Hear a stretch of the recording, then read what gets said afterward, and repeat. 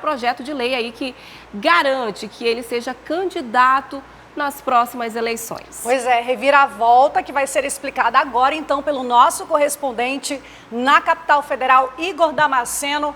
Igor, explica pra gente que projeto é esse. Boa noite.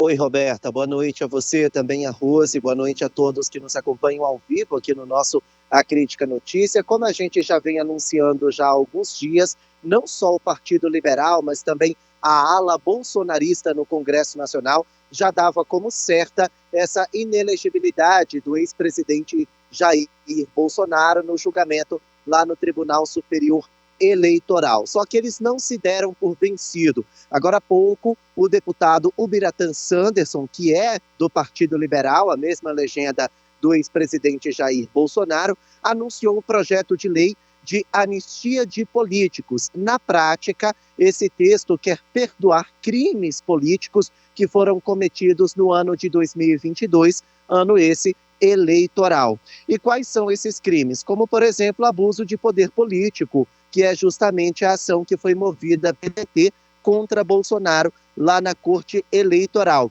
Mas tem também aqueles partidos ou políticos que não utilizaram a cota partidária, por exemplo, para a bancada feminina, para a eleição de mulheres. Tudo isso deve ser perdoado de acordo com esse texto. Agora, crimes de violência e crimes de corrupção que foram cometidos por políticos no ano de 2022, esses não entram nesse perdão, nessa anistia, como, por exemplo, terrorismo, tortura, racismo, desvio de dinheiro, fraudes, tudo isso não deve ser perdoado. É mesmo aqueles crimes mais no âmbito ideológico. Tudo isso é uma movimentação da ala bolsonarista, porque eles já entendem que o TSE deve tornar Bolsonaro inelegível, então seria uma manobra do Congresso Nacional. É claro que deve passar por um rito, todo o regimento do Congresso, como, por exemplo, foi aprovado na Câmara, vai passar pelas comissões temáticas, vai para o plenário da Câmara, se aprovado, segue o mesmo passo a passo no Senado Federal,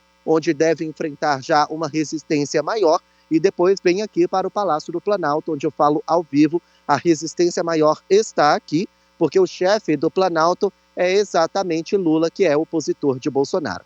O deputado Ubiratã Sanderson, que é o autor desse projeto de lei, falou sobre o assunto. Vamos acompanhar. Estamos apresentando aqui na Câmara Federal um projeto de lei de anistia para anistiar casos que configurem ilícitos eleitorais civis, que é o caso do julgamento que está sendo submetido a Jair Bolsonaro. Nem crime eleitoral é. Falando entre aspas, seria uma espécie de um crime de menor potencial ofensivo. Então, sem relevância penal alguma, querem calar o maior líder da direita no Brasil, um dos maiores líderes da direita mundo afora. Jair Bolsonaro, numa reunião à vida lá com embaixadores, uma reunião que não trouxe vantagem eleitoral, nem prejuízo eleitoral a ninguém. Bom, tá aí a justificativa do autor desse projeto de lei. Claramente é para beneficiar o ex-presidente Jair Bolsonaro, mas o texto abrange outros políticos, como, por exemplo, Deltan Dallagnol, que foi cassado no final do mês passado. Tudo isso depois do voto do relator do julgamento lá no TSE, o ministro corregedor Benedito Gonçalves. O voto dele durou cerca de 3 horas, isso numa versão resumida. E então o julgamento foi suspenso, deve ser retomado amanhã de manhã. Sobre esse assunto, nós preparamos uma reportagem. Acompanhe. O plenário do Tribunal Superior Eleitoral vai lutar contra o tempo para encerrar o julgamento que pode determinar a inelegibilidade do ex-presidente Jair Bolsonaro. É que a sessão será retomada na quinta-feira de manhã e um dia depois será o recesso da corte. Com o voto do ministro Benedito Gonçalves já registrado, o próximo a ler o parecer é o ministro Raul Araújo. Depois será a vez do ministro Floriano de Azevedo Marques. Em seguida, o ministro André Ramos Tavares. Depois, Carmen Lúcia e Nunes Marques, até chegar a vez do presidente da corte, ministro Alexandre de Moraes. As 2 cadeiras ao lado dele serão ocupadas por secretários. No primeiro dia, foram ocupadas por testemunhas e órgãos afins, como o Ministério Público Eleitoral. A sessão vai acabar por volta de meio-dia. Ontem, a leitura do parecer de Benedito Gonçalves durou cerca de 3 horas. A íntegra do voto tinha 382 páginas, mas ele leu um resumo de 200. O relator votou pela inelegibilidade de Bolsonaro por entender que o ex-presidente cometeu abuso de poder político. Segundo ele, Bolsonaro tentou obter vantagens eleitorais ao questionar a confiabilidade das urnas eletrônicas próximo do período eleitoral. O evento ocorreu quase um mês antes do início da propaganda eleitoral, em momento no qual já era notícia a pré-candidatura do primeiro investigado à reeleição e possibilitou a projeção midiática antecipada de temas que foram explorados continuamente na campanha, assegurando aos investigados vantagem eleitoral triplamente indevida, em função do momento, em função do veículo e em função do conteúdo. Também disse que a justiça precisa combater mentiras e discursos de ódio. Em razão da grande relevância e da performance discursiva para o processo eleitoral e para a vida política, não é possível fechar os olhos para os efeitos antidemocráticos de discursos violentos e de mentiras que coloquem em xeque a credibilidade da justiça eleitoral. O julgamento faz parte de uma ação que foi movida pelo PDT. O partido alega que o ex-presidente Jair Bolsonaro cometeu abuso de poder político ao se reunir com embaixadores em julho do ano passado no Palácio da Alvorada, e isso para atacar o processo eleitoral brasileiro sem provas. Hoje, Bolsonaro foi até as redes sociais e relembrou um vídeo publicado pelo presidente do PDT, Carlos Lupe, onde ele defendeu o voto impresso. Essa é uma das bandeiras que foram levadas por Bolsonaro na reunião com os diplomatas. No dia de ontem, 27 de junho, o senhor ministro Benedito Gonçalves, relator, deu o seu voto pela minha inelegibilidade por 8 anos. Agora, o autor da ação é o senhor Carlos Lupe, presidente do PDT e atual ministro da Previdência Social do Lula.